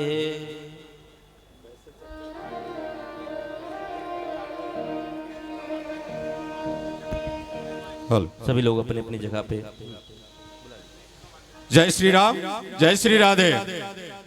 आज तीर्थों के राजा प्रयागराज में मां गंगा के सानिध्य में पवित्र भागवत कथा का रसपान हम सभी कर रहे हैं। पूज्य व्यास जी कथावाचक श्री अनिल कृष्ण शास्त्री जी के श्री चरणों से हम आशीर्वाद प्राप्त कर रहे हैं। हमारे कुछ अतिथि आज हमारे बीच उपस्थित हैं। श्री रवि पांडे जी जो कि दिल्ली से पधारे हैं, उनके साथ श्री पवन पांडे जी मंचस्थ आए और महाराज जी का आशीर्वाद प्राप्त करें। साथ में प्रयागराज के श्री मुरारी दुबे जी भी यहाँ पधारे हैं, वो भी मंचस्थ आए और महाराज जी का आशीर्वाद प्राप्त करें। आरती में इन तीनों अतिथियों को सम्मिलित करते हुए इनके द्वारा आज की आरती होगी। हम बड़े सौभाग्यशाली हैं कि हमें इस पवित्र हिंदू सनातन धर्म की जो धरोहर है हमारी, उस धरोहर में प्रयागराज के अंदर जो तीर्थों के राजा प्रयागराज हैं, उनके श्री सानिध्य में पवित्र भागवत कथा का रसपान शास्त्री जी के मुखार बिंदु से हो रहा है। ऐसा सौभाग्य, ऐसा संयोग शायद ही इस जीवन में हमें फिर से प्राप्त होगा, क्योंकि 144 वर्षों के बाद ये पवित्र संयोग बना है। मैं निवेदन करूंगा हमारे तीनों अतिथियों से कि आप आए ऊपर और महाराज जी का आशीर्वाद प्राप्त करें। श्री मुरारी दुबे जी उपस्थित हैं। मुरारी दुबे जी आए और साथ में रवि पांडे जी और पवन पांडे जी भी आए। देखिए, जैसे महाराज जी ने अपने प्रवचन में आप लोगों को बताया कि इस जीवन को कल्याणकारी मार्ग पर अगर ले जाना है तो हमें भगवान के बताए हुए मार्ग को चुनना पड़ेगा, और भगवान के मार्ग को चुनने के लिए और उस पर चलने के लिए संतों का सानिध्य उतना ही आवश्यक है। हम इस पवित्र बेला पर आज भागवत जी का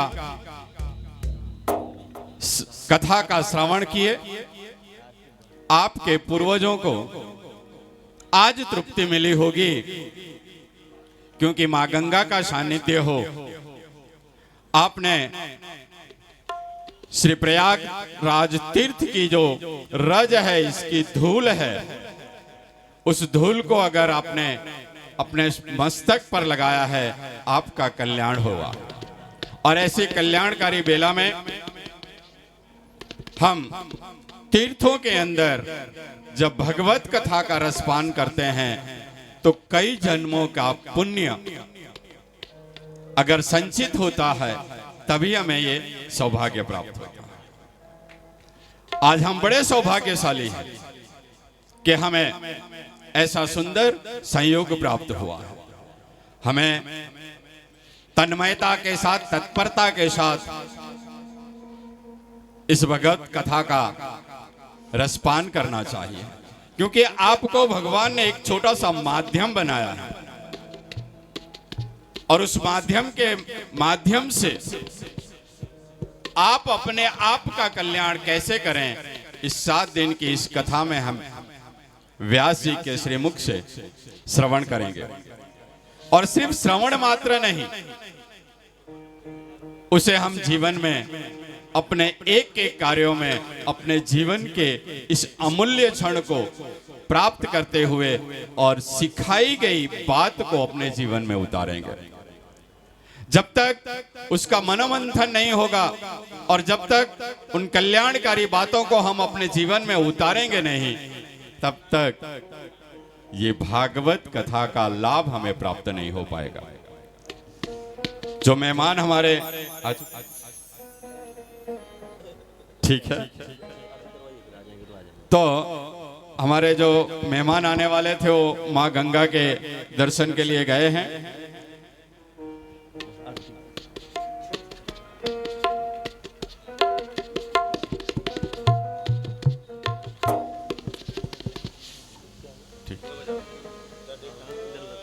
ठीक है, कोई बात नहीं। आरती की तरफ हम आगे बढ़ेंगे। हमारे आज के जो दैनिक यजमान श्री थे, वो दोनों यजमान आगे आए और आरती का लाभ आप प्राप्त करें। सभी लोग अपने स्थान पर खड़े होकर आरती का लाभ लेंगे और इस पवित्र क्षेत्र के अंदर अपने उपस्थिति प्रभु के श्री चरणों में अवश्य आप लोग दर्ज कराएंगे। आप सभी का बहुत बहुत धन्यवाद है। हमारे यजमान ऊपर मंचस्थ आरती के लिए पधारे हैं।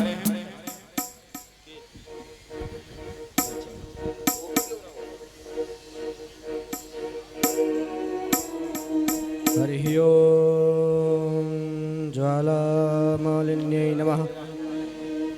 हरि ओम श्री पुराण पुरुषोत्तमाय नमः। बालमुकुन्दाय नमः।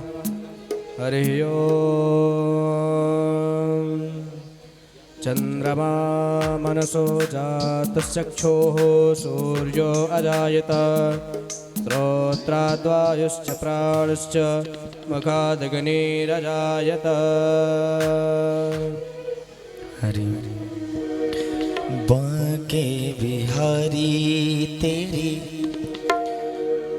आरती गाऊं, हे गिरधर तेरी आरती गाऊं, बांके बिहारी तेरी आरती गाऊं, हे गिरधर तेरी आरती गाऊं, बांके बिहारी तेरी आरती गाऊं, हे गिरधर तेरी आरती गाऊं, बांके बिहारी तेरी।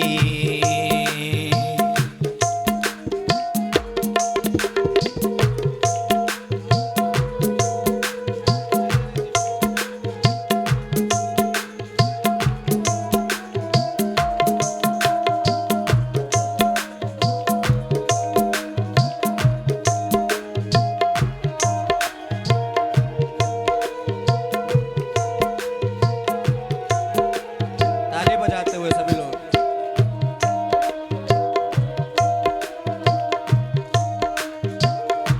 मोर मुकुट प्यारे शीश पे सो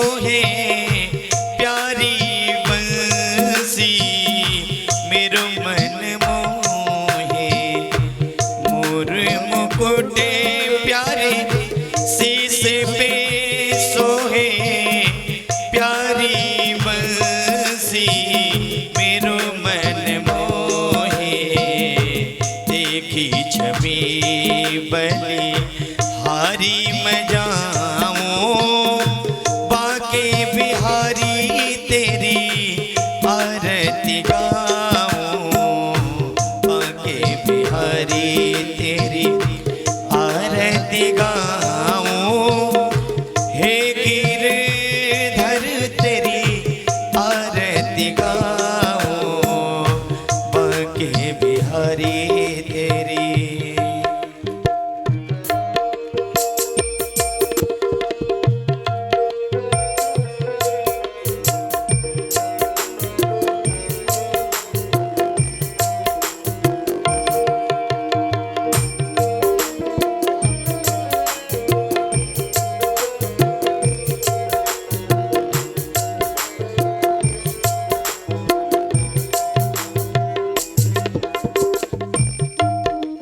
जय तालियां बजाते हुए।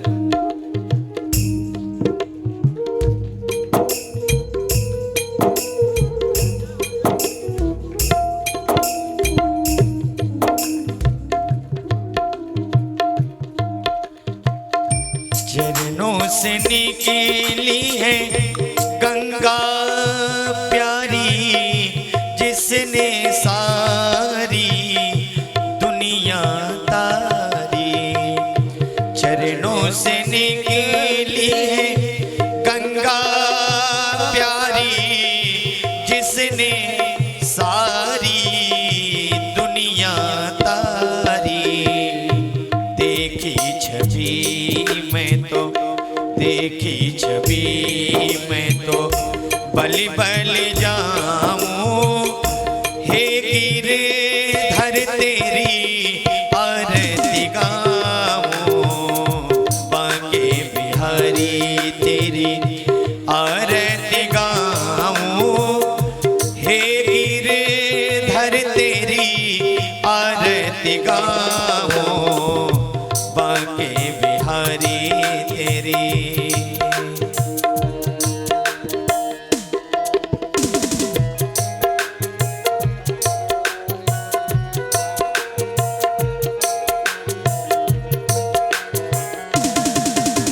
जय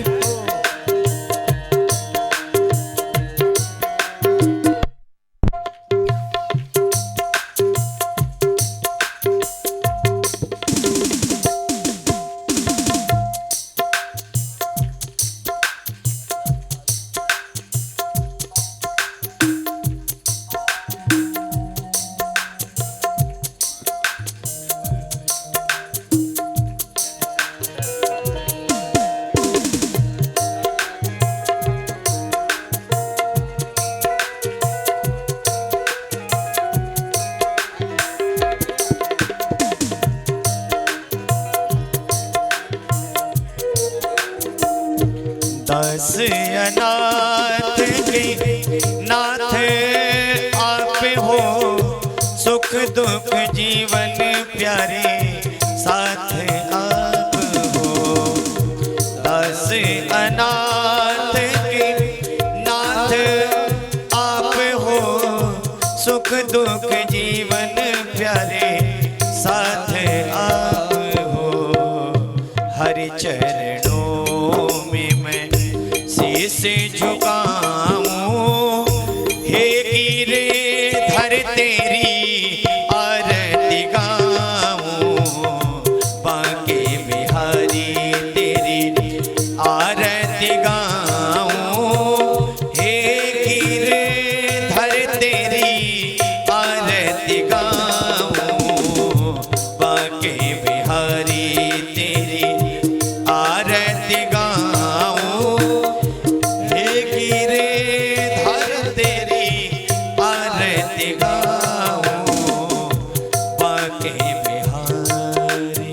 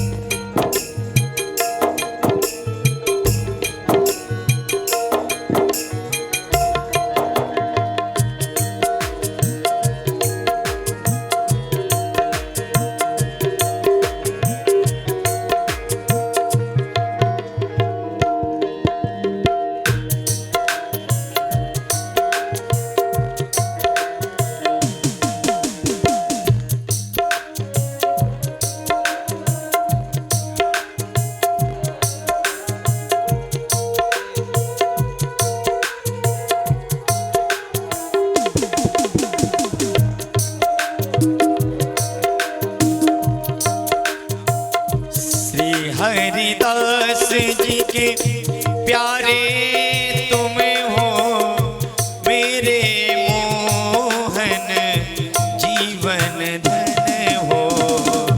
श्री हरिदास जी के प्यारे तुम हो मेरे मोहन जीवन धन हो। देखी युगल छवि देखी युगल छवि देखी युगल छवि बलि बलि जाऊं हे गिरधर तेरी आरती गाऊं। बांके बिहारी तेरी आरती गाऊं हे गिरधर तेरी आरती गाऊं। बांके बिहारी तेरी आरती गाऊं हे गिरधर तेरी आरती गाऊं। बांके बिहारी तेरी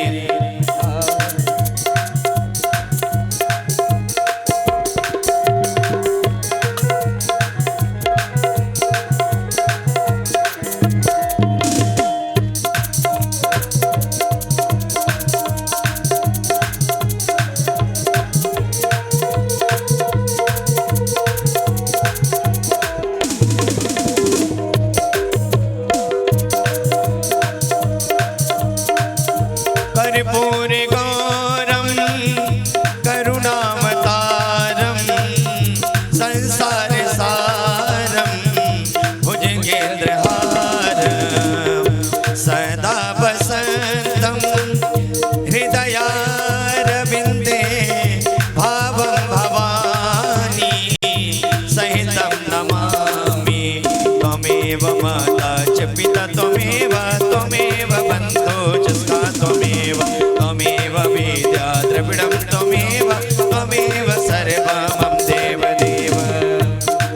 जय राधे राधे गोविंद गोविंद राधे राधे राधे गोविंद गोविंद राधे। जय राधे राधे गोविंद गोविंद राधे। जय राधे राधे गोविंद गोविंद राधे। जय राधे राधे गोविंद राधे।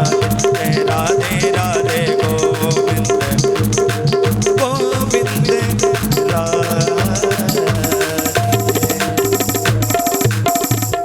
हरि ओम ज्वालामालिन्यै नमः। हस्ते देवाभिवन्दनम् अचलेन शीतलीकरणं पुष्पैः देवाभिवन्दनं जले